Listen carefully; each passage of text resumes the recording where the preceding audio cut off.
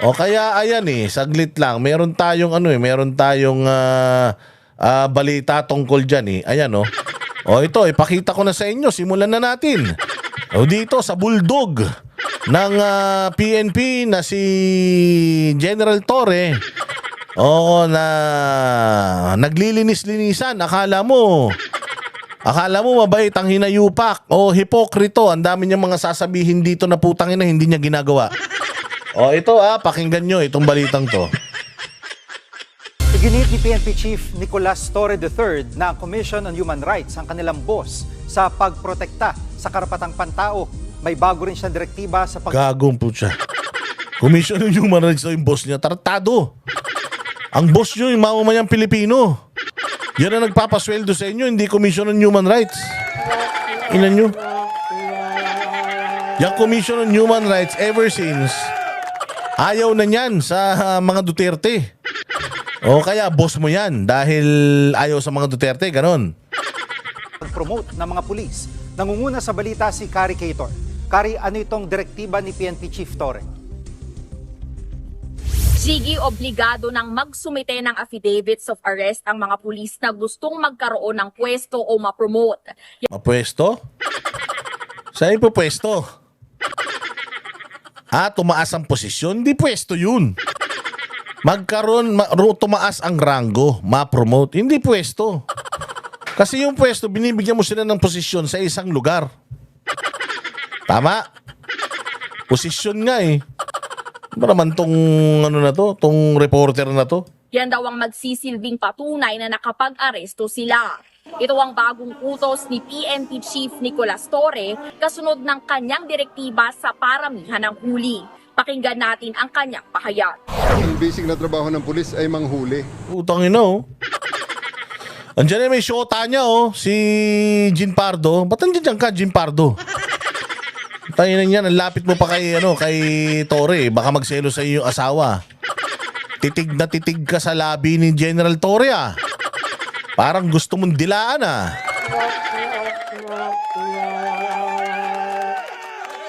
Tayo na pal kailangan nandoon din siya sa camera. Hindi naman siya magsasalita dyan.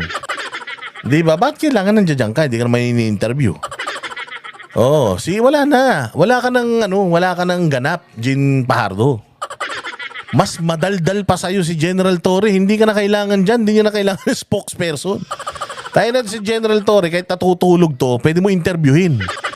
Ganyan ka fame whore yan. Ganyan yan katakaw sa media mileage. O kaya ikaw, Jean Pardo, putsang ina, tinalaga ka na dyan sa Bulacan, di ba? Ikaw na ang regional director dyan. Ba't hindi ka mag-focus doon sa trabaho mo? Hindi ka umuwi ng Central Luzon. Tapos ayusin mo dyan, ang daming mga krimen dyan. Tangin na sabik ka rin sa camera, kala mo kaganda-ganda mo. Tangin na ninyo, mga patay gutom kayo sa patay gutom kayo sa video. Sige. At ang pinaka-resibo na ikaw ay nanghuhuli ay ang affidavit of arrest. Paano mo masabi na maging effective kang commander or supervisor nitong frontline personnel, ikaw mismo hindi mo pa nasubukan na pumirma ng affidavit of arrest? Pirma ka muna ng affidavit of arrest para kita ipwesto, para kita bigyan ng posisyon. Bakit? Tayo na titig na titig si titig na titig si Jean Pardo, parang libog na libog kay kay General Torre. Tangin nakatitig siya sa labi ni General Torre. Ang sarap siguro nito, lasang chocolate. Oy, Jean, gigil na gigil ka. Parang gusto mong dilaan yung pisngi ni ni General Torre hindi naman kailangan dyan. Nandiyan ka.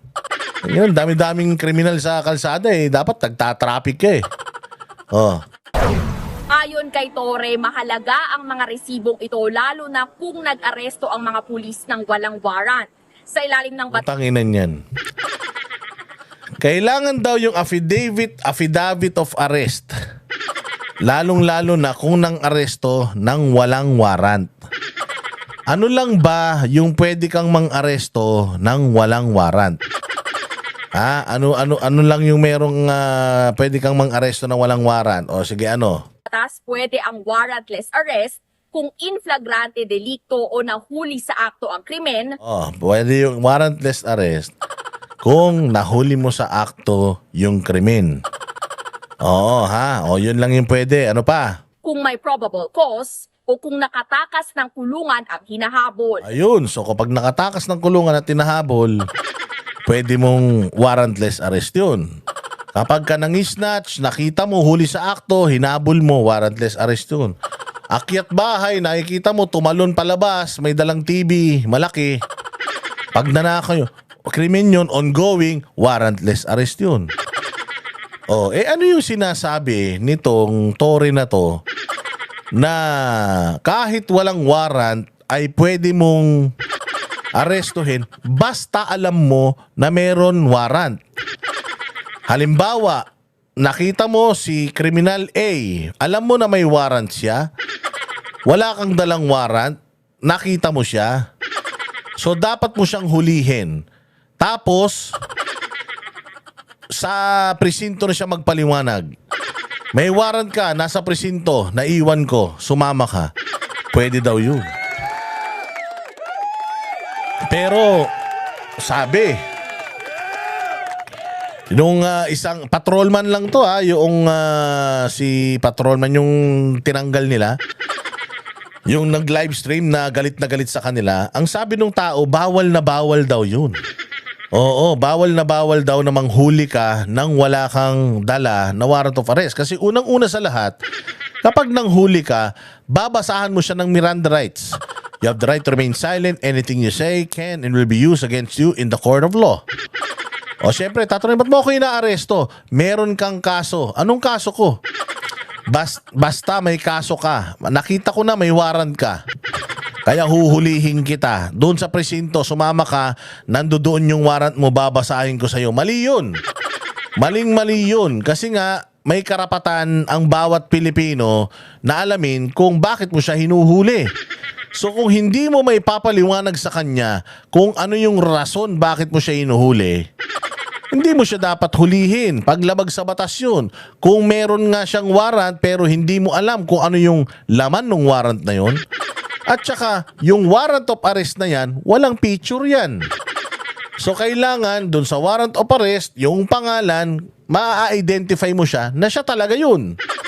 Hanapan mo siya ng ID, meron akong warrant dito, I suspect, ikaw yun. Patingin ako ng ID mo, pagtingin ng ID, parehas doon sa warrant of arrest.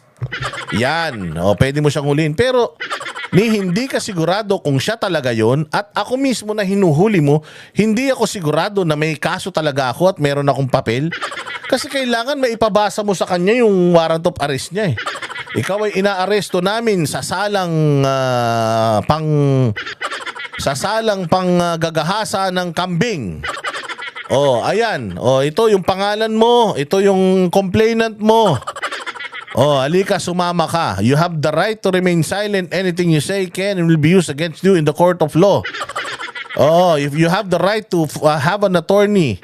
If you don't have an attorney, the state will provide you one. Di ba ganun yan?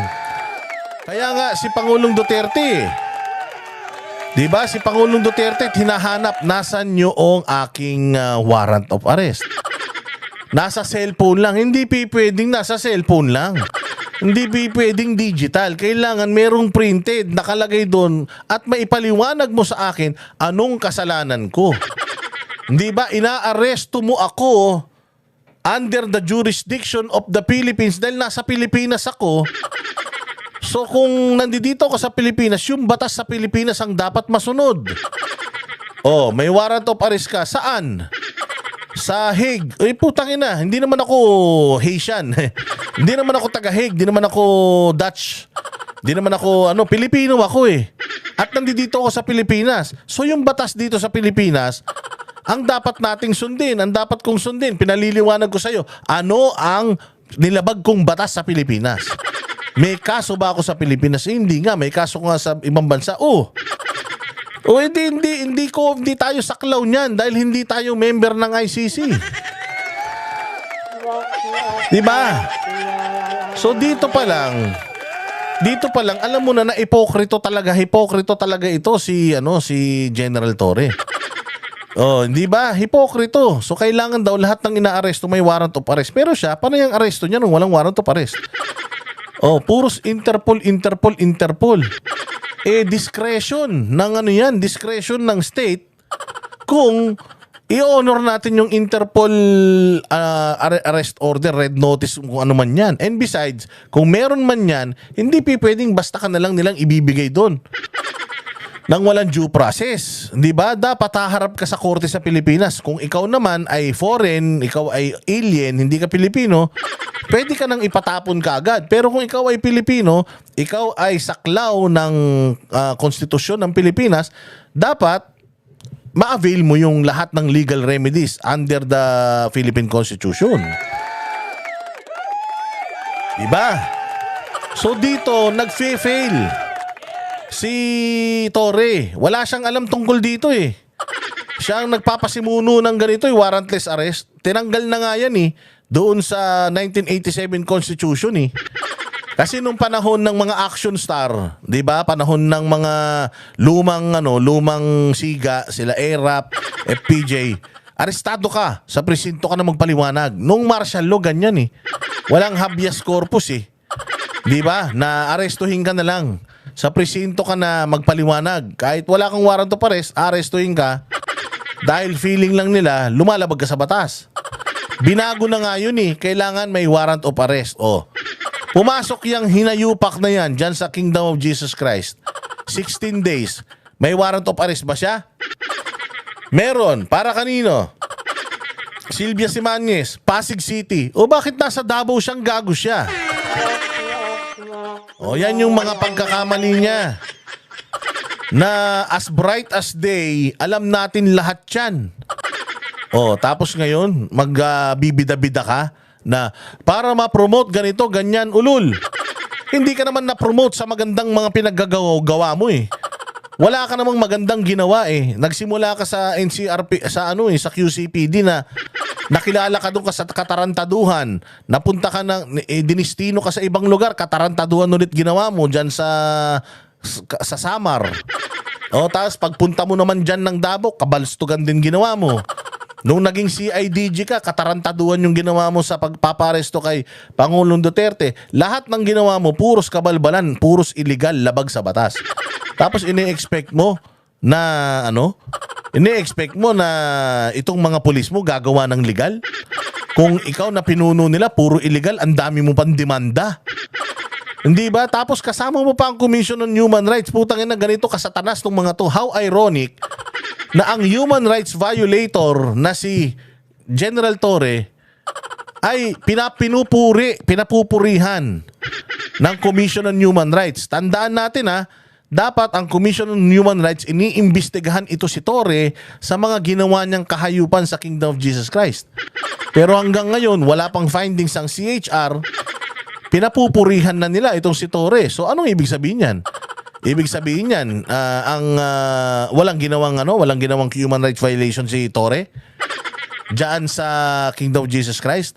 Ibig sabihin, yung pagdadamit ng pulis ng hindi namang pulis, hindi yun paglabag sa batas. Yung paghuhukay sa eskwelahan ng walang permit, enough para hindi makapasok yung mga kabataan sa eskwelahan ng 1 buwan mahigit. At dahil pwedeng mag-collapse ang building na yan sa ginawa niyang hukay, hindi yan paglabag. Yung ginawa niyang pagsira sa simbahan, yung ginawa ni General Torre na pagsira sa simbahan ng Kingdom of Jesus Christ, yung planong pagpapasabog pa nga eh. Plano pa nga susunugin eh, para daw mapalabas lang lahat ng mga kailangang lumabas eh. So ano yun? Hindi ba yung paglabag sa karapatang pantao? Yung 16 na araw kang manirahan sa isang lugar na hindi naman sa'yo. Na kahit palabasin ka na ng may-ari, ayaw mo pa. Yung ginawa nila na pangtitirgas doon sa mga miyembro ng Kingdom of Jesus Christ. So hindi ba yan paglabag sa karapatang pantao? Di ba? Kahit yung ko napapahay. Ano pa? Yung hindi nga lang makapagsimba eh. Yung ating mga miyembro ng Kingdom of Jesus Christ, ano na yan eh, paglabag na yan sa malayang pagdadasal eh. Di ba? Yung may namatay na pinigilan pa yung ambulansya na makatawid, na even yung mga nurses nung KOJC hindi makatawid. Na yung ambulansya sa labas, hindi pa napapasok. Yung mga pasyente sa loob, hindi pinalalabas. O hindi ba yan paglabag sa karapatang pantao? Utang ina nyo, tapos Commission on Human Rights? Pinipatronize nyo itong ganitong klase ng tao? Nakikipag-partnership kayo sa ganitong klaseng tao na nuknukan ng dami ng kaso? No wonder. No wonder talagang itong Commission on Human Rights laging nakapanig sa mga kriminal. Pag may namamatay na adik, buhay ang mga putang ina niyan. Kapag may namamatay na may namatay na pulis, wala sila. Pag may namatay na suspect, puta, buhay na buhay sila. O hindi ba? Diretso. Git naman ng PNP chief, walang mangyayaring extrajudicial killing sa kanyang pamumuno. Sinabi niya ang lahat ng ito sa kanyang pagbisita sa tanggapan ng Commission on Human Rights kanina. Siya raw ang unang PNP chief na gumawa niyan. Narito ang mga pahayag ni Torre at ng chairperson ng CHO. Ikaw lang talaga ang kauna-unahang PNP chief na ganito kademonyo. Kaya talagang ikaw lang ang gumawa ng mga bagay na yan. Huwag mo nang ipagmalaki. Walang talagang PNP chief na kayang gumawa nung ginawa mong kademonyohan. Kahit nga si Satanas mahihiya sa'yo eh. Sa kasamaan ng ugali mo eh. HR is Ayan o, itong katabi niya, itong punyeta na yan. Taga CHR yan. Yan yung nangako na tinanong sila eh. So ano nang status doon sa unang pagpasok nila sa Kingdom of Jesus Christ? May mga taga CHR na nag-interview. Ano nang status nun? Under investigation. Okay. So ito na, yung pangalawa, KOJ Siege. So under investigation din. May pangalawa na nangyari, hindi pa tapos yung una? O hanggang ngayon, o tanungin mo sila, ano nang naging resulta ng investigasyon ninyo doon sa paglabag sa karapatang pantao nung unang pagpasok nila at saka itong pangalawa? Meron na? Tanginan nyo, wala pa. Oh, bakit wala? Oh, bakit wala? Putsang ina, siyempre kalaban eh, di ba? Kalaban eh. Oo, ang tinatry nyo sana na magkaroon ng mahahanap nyo dyan yung mga tawag dyan. Yung lumabag sa yung human trafficking. Yun ang hinahanap nyo eh, human trafficking. Wala. Even sa Amerika copy-paste yung kaso doon sa Amerika tsaka dito. Yung doon sa Amerika na-dismiss na eh. So paano yan? Nasa na yung report? Wala. boss on the protection of human rights. And I do recognize at ako ay nagpapasalamat sa CHR for keeping us always in check and being a partner of the Philippine National Police in ensuring that everything that we do is within the ambit of the law. Wow, within the ambit of the law. Ang kapal ng mukha mo. Within the ambit of the law? Warrant of arrest mo, Silvia Simanes. Pasig, taas nandun ka sa Davao, within the ambit of the law. Utangin nang yan, magpapalipad ka ng helicopter, ang baba-baba. Enough para masira yung solar panel ng KOJC, ng JMC. Paano kung sa ilalim nun may nadaganan, may namatay? Tangin na, demonyo ka, aminin mo yan. Ambit of the law, ang dami-dami mo ang kaso. Diba? Mayroon ka pang may kinasuhan ka pa na illegal detention? O napnuknukan ng dami ng kapalpakan mo, persona non grata ka pa. Tapos within the ambits of the law, kapal ng mukha mo. Isa ko sa mga pangunahing institusyon na binabantayan ng komisyon ay ang ating kapulisan. Anong nangyayari? Ano na nga nangyari doon sa nangyari sa Kingdom of Jesus Christ, doon sa 16-day na pananatili nila doon?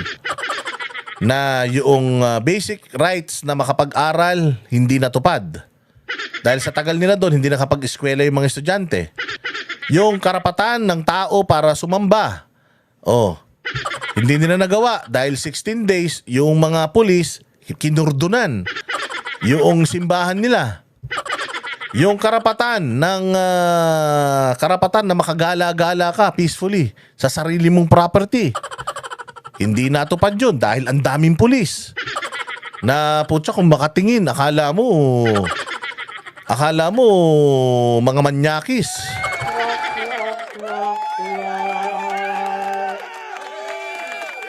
Di ba? Oh, ang daming paglabag doon. Oh, Commission on Human Rights. Ano nang nangyari sa report? Oh, yung mga pinosasan na tinatadyakan pa. Oh, anong tawag doon?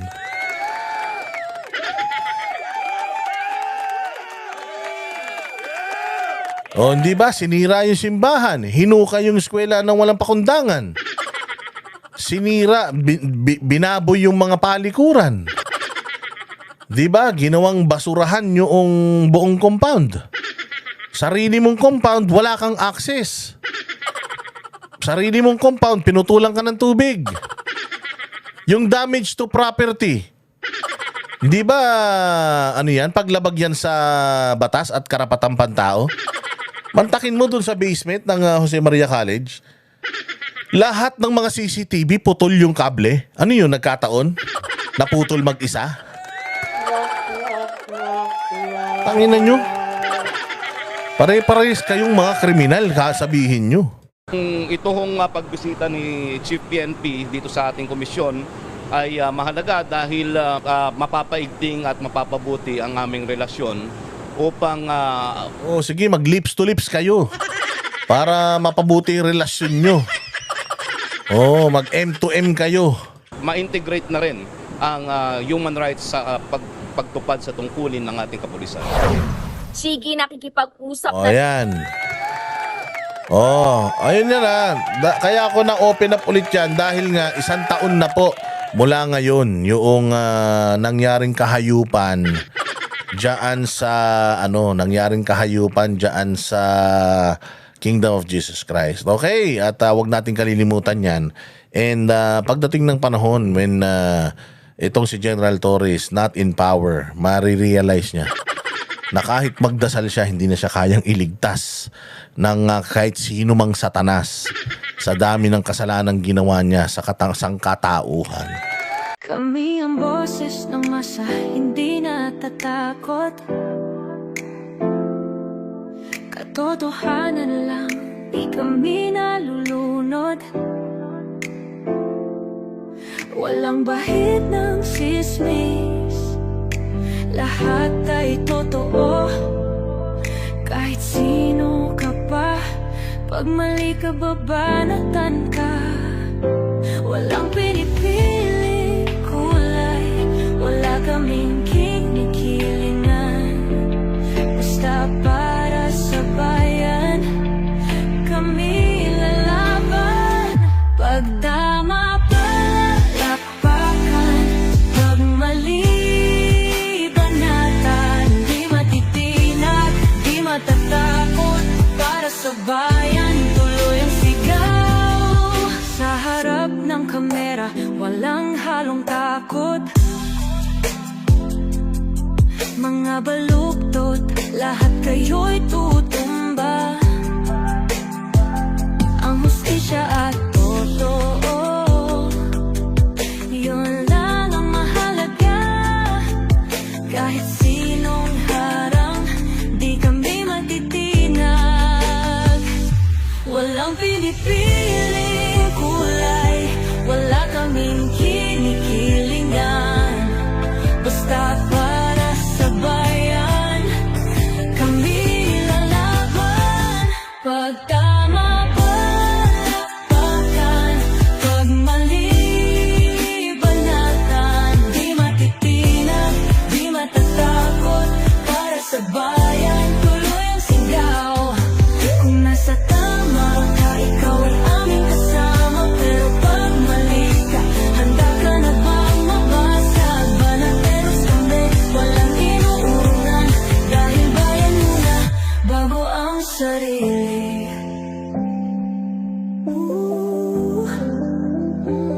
Bago ang sarili.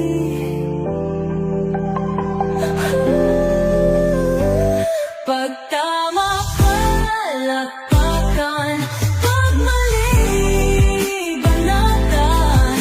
Banateros ang sigaw, katotohanan